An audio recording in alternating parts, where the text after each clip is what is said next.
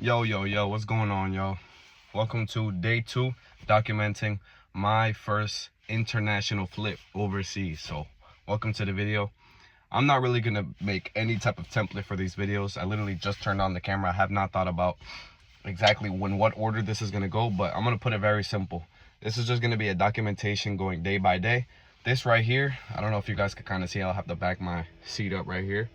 Excuse me for a second. So I'll back this seat up right here and show y'all.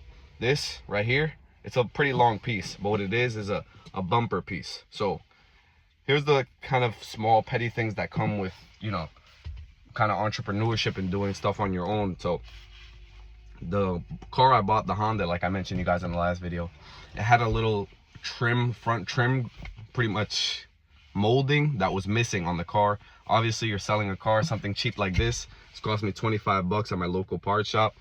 It doesn't make sense to not put on the car. You want, especially since it's on the front of the car. If it was something a little bit more petty on the backside, underside, small minor, I wouldn't do it. But since it's on the front and it's going to be the front presentation of the vehicle, I'm obviously going to go out of my way, boom, pick up the part, 25 bucks, and throw it on the car. But the mistake I made was that I slacked off, because at the time when I bought the car, I was still working my job, and I didn't take out a minute of my day off to go buy that part when I should have. So I shipped the car out without the piece. Now I go pick up the piece thinking that it's going to be, you know, small enough to transport in my suitcase. And guys, if you can't see, this thing is, it's not terribly long, but it's the whole, like, it's about the size of my moonroof, and my moonroof is definitely bigger than the suitcase. So I measured it up to my suitcase yesterday. Will not fit in there.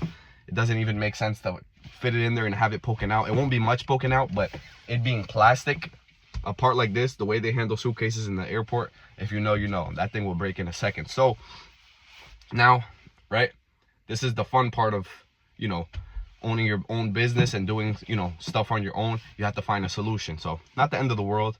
I'm thinking I'm gonna call the pretty much the airport today, probably the United line, because that's the line I'm traveling with, and just ask them straight up, will I be able to travel with a sharp, long object like this if I have it wrapped up?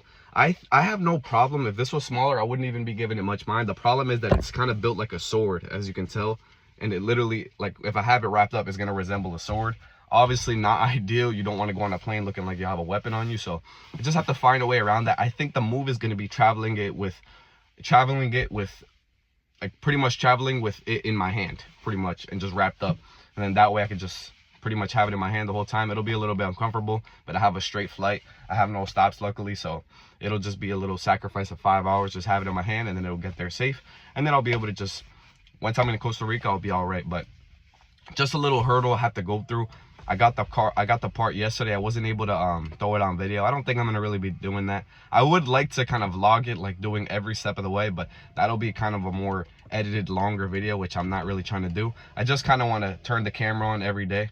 Excuse me, guys, I like playing around with my seat, but I just kind of want to throw the video on every day as much as I can, because I'm just trying to stay consistent with it and just keep you guys pretty much along the way with me, keep you guys updated along the way, and for you guys to know exactly how this goes down. So that's it for now. I'm heading out in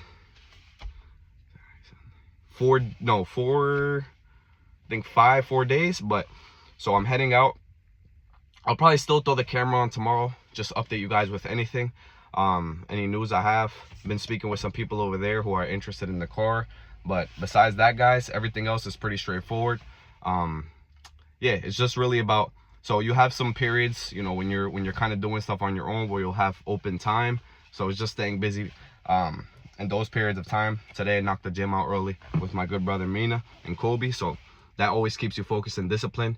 And I feel like it's one of the most important things you could have if you want to start your own business, is having that discipline, having that like trained discipline to know, okay, I have to show up at this time to do this. You train your mind for you to be in control, rather than your mind just to wander off and do whatever it wants to do. So woke up early today, knocked that out the park, and I have pretty much everything all set to go. I'm just pretty much waiting to get to Costa Rica. But in the meantime, I think I want to post the car up to Facebook.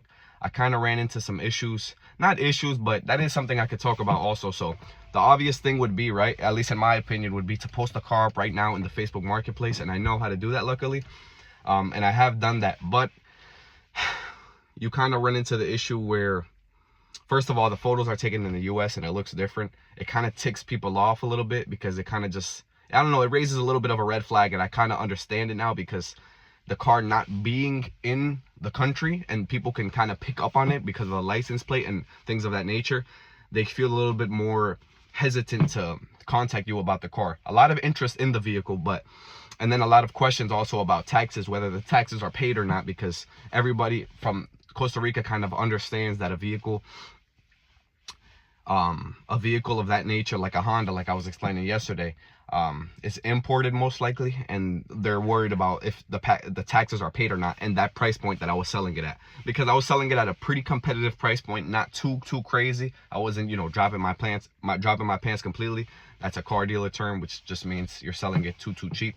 But I had it at a fair price, but people were already kind of asking me questions regarding whether or not the taxes were paid. So kind of a tricky situation. I don't want to start having, you know, conversations about whether or not the taxes were being paid. I was thinking about going the route of saying, yeah, the taxes are paid, but I just didn't like that feeling. And I feel like it kind of, I don't know. I like to think of the customer first. And I know that a customer that's kind of gonna come off the wrong way, especially if they're looking to spend their hard-earned money, because mind you guys, the person paying for this car is going to pay a whole amount of, it's a pretty big amount what they're paying in money over there, equaling to about anywhere between 14 to 18K. So it's just not something that you're going to want to, you know, raise red flags with customers about, because you want everything to be as clean, as straightforward as possible. And I don't want to get desperate.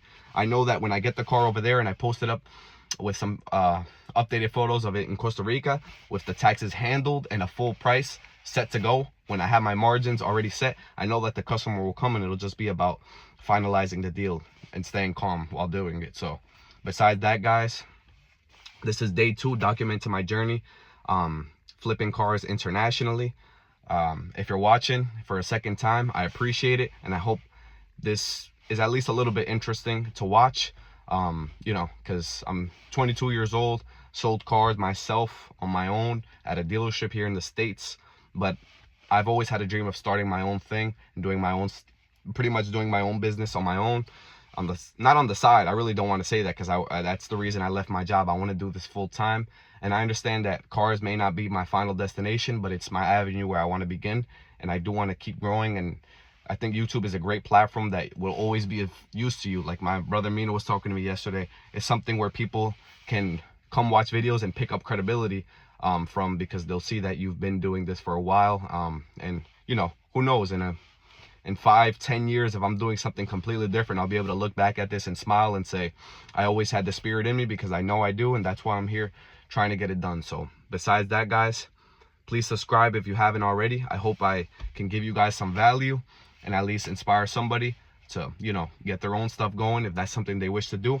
or at least just entertain somebody if that's pretty much something that you find entertaining to watch other people do. So besides that, guys, thank you for watching.